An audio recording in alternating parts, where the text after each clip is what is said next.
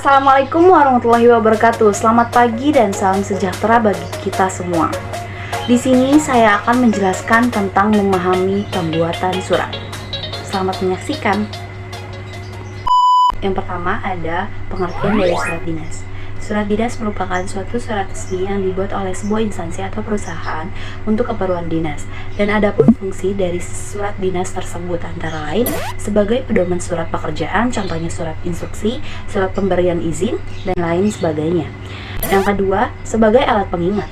Surat yang masuk maupun keluar pasti dijadikan arsip oleh semua instansi. Yang ketiga, sebagai bukti perkembangan dari suatu instansi atau lembaga tertentu. Dan yang keempat, sebagai alat bukti contohnya surat perjanjian atau surat serah terima. Adapun ciri-ciri yang dapat dijadikan pembeda dengan surat yang lainnya.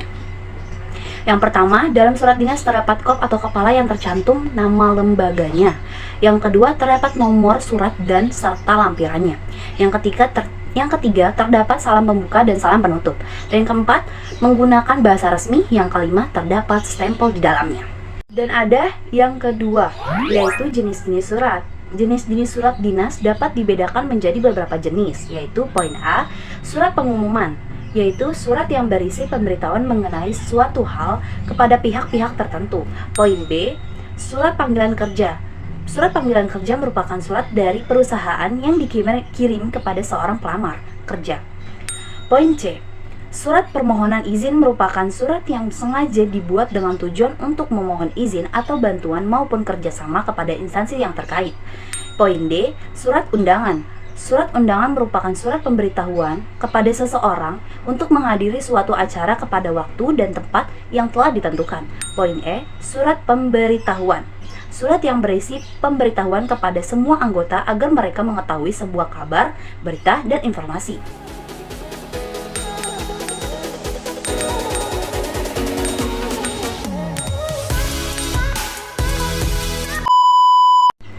Yang ketiga, yaitu format surat dinas. Adapun syarat dan bagian-bagian menuliskan surat dinas. Yang syarat-syaratnya yaitu syarat surat dinas. Syarat surat dinas terbagi menjadi 4. Yang pertama, format digunakan harus teratur sesuai dengan format yang ada. Yang kedua, isi yang ditulis tidak terlalu panjang, yaitu harus pada intinya atau tidak berbelit-belit atau yang dikatakan kalimat efektif. Yang ketiga, menggunakan bahasa yang resmi atau bahasa baku.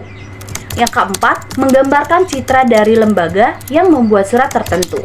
Nah, berikut bagian-bagian surat dinas. Selain syarat, ada pun bagian-bagian yang terbagi menjadi 11 ini, yaitu yang pertama, kepala surat atau kop surat. Berikut adalah isi dari kepala surat atau kop surat.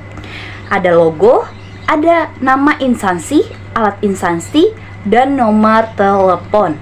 Yang kedua, tempat dan tanggal surat. Yang ketiga, nomor surat. Yang keempat, lampiran. Yang kelima, hal. Keenam, alat dalam. Yang ketujuh, salam pembuka. 8, isi surat. 9, salam penutup. 10, nama jelas pengirim dan tanda tangan. Yang ke-11 adalah tembusan. Yang ketiga, prosedur penyusunan surat dinas. Penyusunan surat dinas harus sesuai dengan kaidah atau format yang telah ditentukan.